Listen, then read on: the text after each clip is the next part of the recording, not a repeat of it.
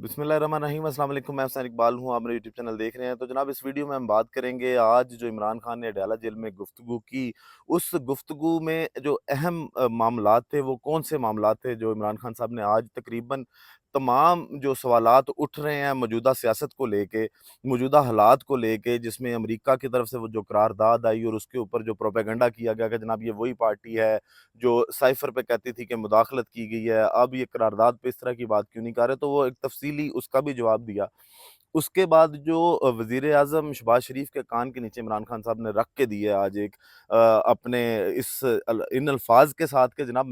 मुझे कहा जाता है मैं इनके साथ मुज़ाकरात करूँ। इसकी क्या हैसियत है कि मैं इसके साथ मुज़ाकरात करूँ? इसके हाथ में क्या है कि मैं इसके साथ मुज़ाकरात करूँ? उसके बाद आज फिर से एक बार इमरान खान जो है वो काफ़ी एग्रेसिव नज़र आए, उन्होंने गुस्सा किया इमरान खान ने आज फिर। इससे पहले भी एक बार जेल सुपरिटेंडेंट को इन्होंने डाँटा था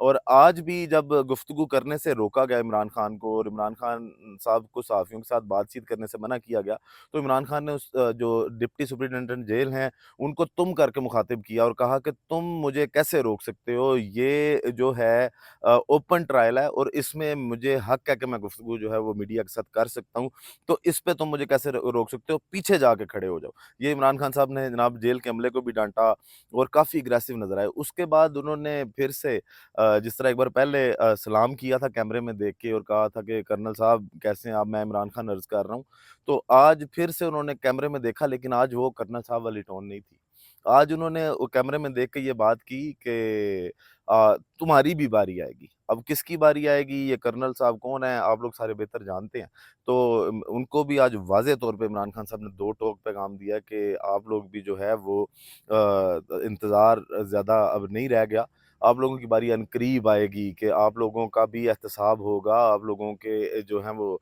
ये जिस तरह आप सारा निज़ाम चला रहे हैं जेल का, तो उसके बाद जिस तरह की फस्तायत की जा रही है, जिस तरह हकूक़ की धज्जियाँ उड़ाई जा रही हैं, तो हिसाब आपका होगा, आप लोगों की बारी आएगी। फिर एक और अहम जो आजकल मसला चल रहा है, वो पाकिस्तान तहरीक-ए-इंसाफ के अंदर ग्रुपिंग की बातें, फॉरवर्ड ब्लॉक की बातें, फिर जो रहनुमा पाकिस्तान तहरीक-ए-इंसाफ को छोड़ के जा चुके हैं,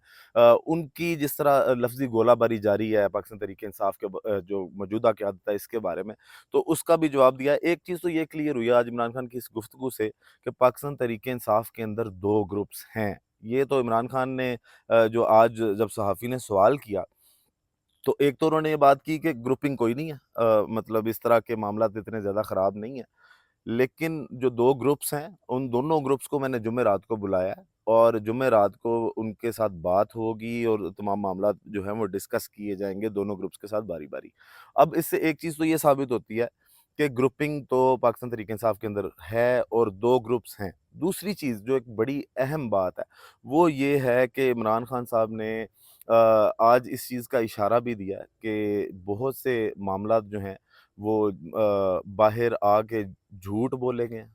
और बहुत सी चीज़ों से इमरान खान को लाइलम रखा गया और कहीं न कहीं पार्टी के अंदर रह के जो है वो नुकसान पहुँचाया पार्टी के ही कुछ रहनुमाओं ने। तो उस पे भी आज इमरान खान साहब ने इशारा दिया है और कहा है कि जनाब मुझे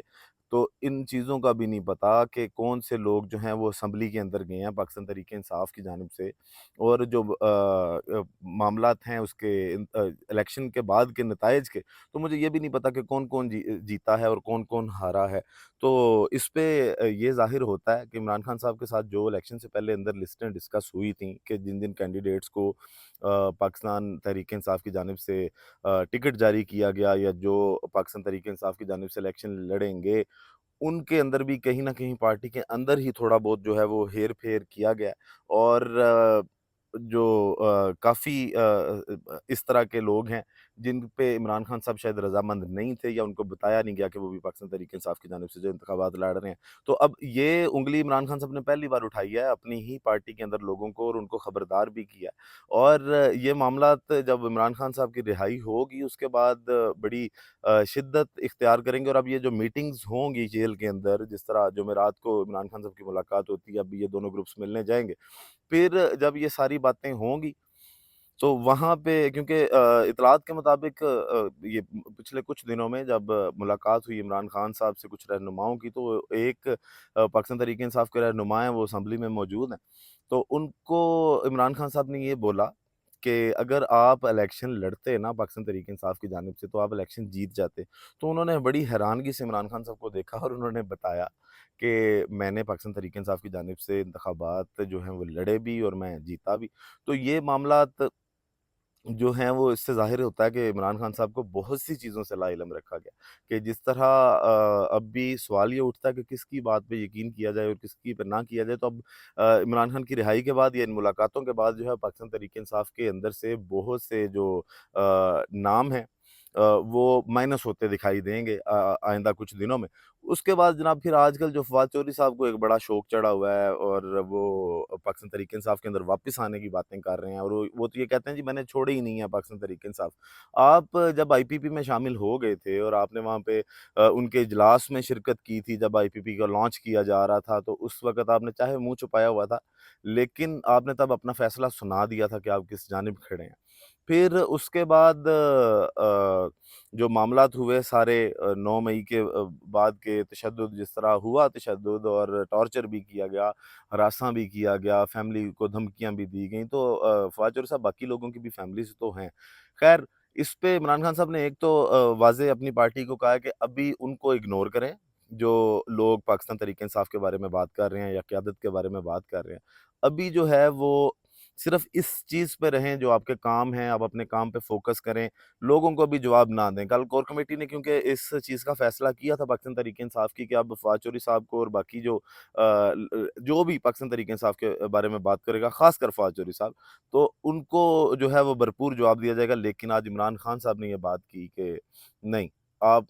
بھی ان کو نظر انداز کریں، آپ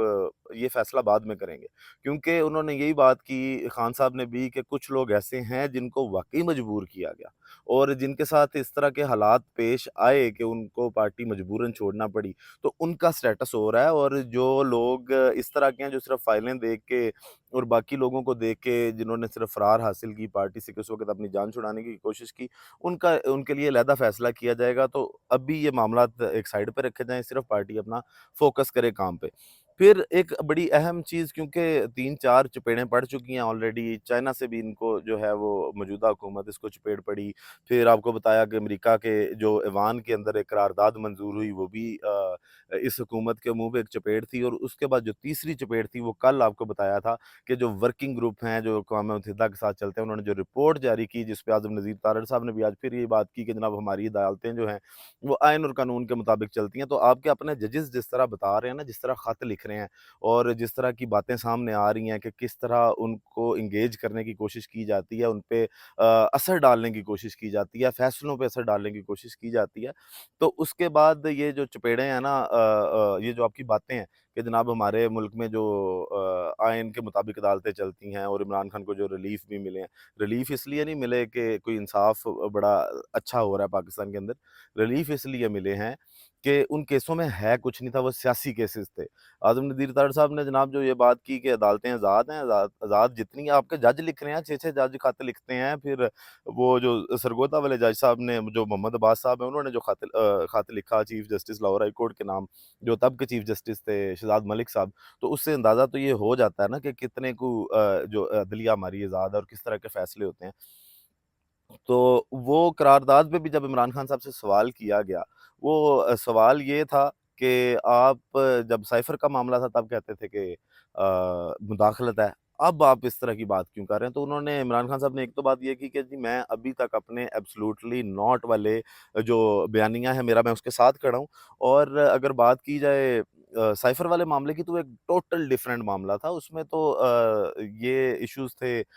کہ جناب آپ ایک حکومت کو ہٹا دیں، اور یہ جو معاملات ہیں جس پہ قرارداد آئی، اس میں تو یہ بات ہے کہ جناب آپ کے الیکشن شفاف نہیں ہیں، آپ تحقیقات کروا دیں تو تحقیقات کروا دیں۔ باقی اگر کل جو رپورٹ آئی ہے اس میں بھی جس پہ یہ کہا جا رہا ہے کہ جناب وہی کوئی فرم ہائر کی گئی ہے اور جناب उनकी जानिब से आज ओवन चौधरी साहब को भी मजबूरन निकल के दोबारा से एक प्रेस कॉन्फ्रेंस करनी पड़ी, जिस पे उन्होंने कहा कि जनाब नहीं, इन्होंने तो, इनके पास पैसे कहाँ से आए जो ये सारे मामलात इंटरनेशनली देख रहे हैं और दबाव डाल के ये सारे मामलात पाकिस्तान के खिलाफ आवाज़ें उठवाई जा रही हैं। तो ओवन चौधरी साहब की कितनी की वसीयत है कि वो इमरान खान के बारे में आके बात करें। आपने सारी उम्र जो है वो इमरान खान की नौकरी की है, इमरान खान की वजह से आपकी पहचान बनी है, आपको कोई जानता नहीं था। आज आप जो है वो मुँह खोल के इमरान खान के बारे में बातें कर रहे हैं। तो ये मामलात इस पे इमरान खान साहब ने कहा कि जनाब ये तहकीकात करवाना या इलेक्शन के ऊपर सवालात उठाना ये एक टोटली डिफरेंट मामला है, और वो चाइना ने भी उठाया है, वो